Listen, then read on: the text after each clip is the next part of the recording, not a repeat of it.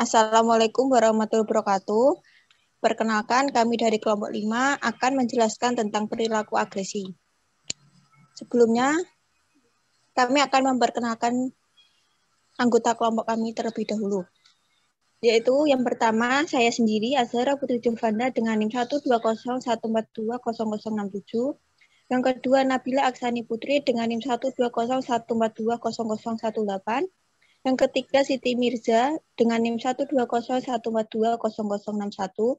Yang keempat, Dwi Hari Astuti dengan NIM 12014200049. Yang kelima, Rizky Nathan dengan NIM 12014200055. Next.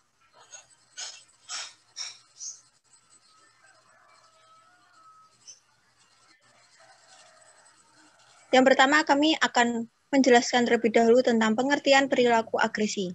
Agresi adalah tindakan yang kerap dikaitkan dengan sifat agresif. Agresi bisa terjadi pada siapa saja dan oleh siapa saja. Agresi adalah perilaku yang mengacu pada kekerasan, intimidasi, dan perilaku emosional lainnya. Baik, pengertian berikutnya akan dijelaskan oleh teman saya. Waktu dipersilahkan. Dimensi perilaku agresif menurut Bush dan Perry. Keempat dimensi perilaku agresif dari Bush dan Perry 1992, yaitu yang pertama ada agresif fisik atau physical aggression. Merupakan bentuk perilaku agresif yang dilakukan dengan cara menyerang seseorang atau sesuatu secara fisik dengan tujuan untuk melukai atau membahayakan objek yang diserang. Perilaku agresif ini ditandai dengan adanya kontak fisik antara penyerang atau pelaku dengan korban atau objek yang diserang. Yang kedua yaitu agresif verbal atau verbal aggression, yaitu bentuk perilaku agresif yang dilakukan dengan cara menyerang secara verbal atau dengan kata lain menyerang menggunakan kata-kata. Agresif verbal ini berupa umpatan, sindiran, fitnah, dan sarkasme. Kemarahan atau anger merupakan bentuk agresi tidak langsung atau indirect aggression, berupa perasaan benci kepada seseorang atau orang lain maupun sesuatu hal karena seseorang tidak dapat mencapai tujuannya. Yang terakhir, permusuhan atau hostility adalah komponen kognitif dalam perilaku agresi yang terdiri dari perasaan ingin menyakiti seseorang atau sesuatu dan perasaan ketidakadilan terhadap sesuatu hal.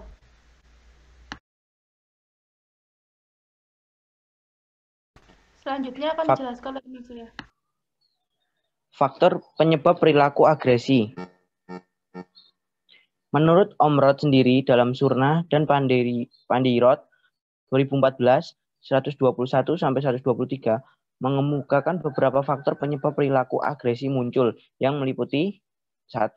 Poor perspective taking ability, yaitu individu atau kelompok yang melakukan perilaku agresi cenderung dipengaruhi oleh keterbatasan kemampuannya untuk memahami situasi dan kondisi serta pendapat orang lain yang berbeda dari pendapatnya. Ukuran dijadikan acuan adalah apa yang menjadi pedoman yang dipandangnya benar menurut pribadinya. Suatu pendapat disebut benar jika bersumber dari diri pribadinya. Hal ini tidak hanya terbatas pada anak saja, tetapi juga pada orang dewasa. Berkaitan dengan ini, pola asuh orang tua sangat berperan penting dalam pembentukan kemampuan bersosialisasi anak. Yang kedua, misinterpretation of social cue, yaitu anak yang melakukan perbuatan yang menyakiti teman, baik verbal maupun non-verbal, dipengaruhi oleh ketidakmampuannya memahami atau menafsirkan makna perilaku yang ditampakkan orang lain. Penafsiran yang salah tentang makna perilaku yang sebetulnya bermaksud tertentu, mungkin yang baik-baik, akan tetapi ditafsirkan secara keliru sehingga menimbulkan ketidakpercayaan dan terkadang mendorong perilaku agresi dalam bentuk fisik. Yang ketiga, ineffective social problem solving strategy. Anak yang berperilaku agresi berkemungkinan memiliki kemampuan yang terbatas dalam bernegosiasi tentang suatu yang mungkin baik bagi teman-temannya. Anak memang memiliki kemampuan mencapai tujuan tertentu. Keterbatasan kemampuan tersebut menjadi seolah-olah memaksakan kehendaknya, yang tentunya tidak terbangunnya hubungan yang kondusif antar teman dan sering pula berdampak saling menyerang dan memusuhi dalam waktu yang cukup lama. Yang terakhir, belief in the appropriateness and effectiveness of aggression. Banyak perilaku agresi yang dilakukan anak dipercaya sebagai suatu cara terbaik dalam memecahkan masalah. Faktor peniruan menjadi dasar bagi anak melakukan cara demikian. Apa yang dilihat, didengar, dan dialami anak tentang cara-cara kekerasan dalam memecahkan masalah akan ditiru dan kemudian terinternalisasi dalam kehidupan anak. Anak mengedepankan kekuatan fisik dibandingkan bagaimana selayaknya bernegosiasi dalam menyelesaikan masalah. Selanjutnya akan dijelaskan oleh teman saya.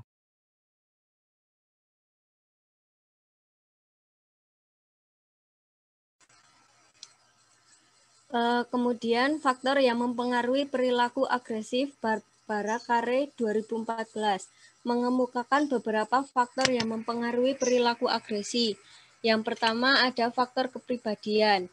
Dalam faktor kepribadian meliputi iritabilitas. Iritabilitas mengacu pada kecenderungan untuk bereaksi secara impulsif, kontroversial, atau kasar terhadap provokasi atau sikap yang tidak setuju, bahkan yang paling ringan sekalipun yang bersifat habitual. Orang-orang yang dalam keadaan iritabel memperlihatkan tingkat agresi yang meningkat dibandingkan individu-individu yang non-iritabel. Yang kedua, kerentanan. Mengatur emosi.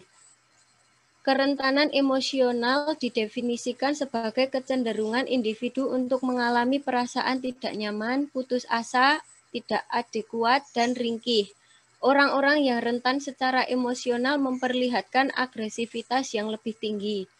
Yang ketiga, pikiran kacau versus perenungan. Pikiran kacau versus perenungan menggambarkan sejauh mana seseorang yang mendapatkan stimulus agresi langsung menanggapi secara negatif atau mampu memikirkan pengalaman tersebut. Yang keempat, kontrol diri. Kontrol diri mengacu pada hambatan internal yang seharusnya mencegah keterlepasan kecenderungan respon agresif.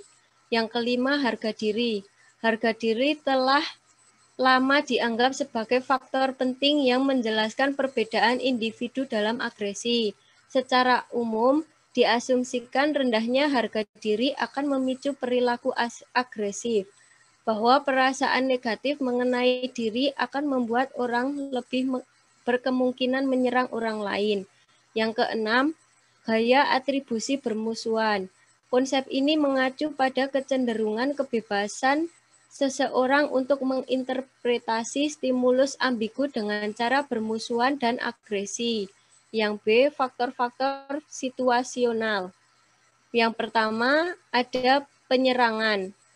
Serangan merupakan salah satu faktor yang paling sering menjadi penyebab agresif dan muncul dalam bentuk serangan fisik atau verbal.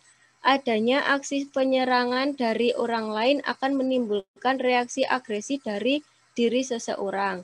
Yang kedua, ada efek senjata.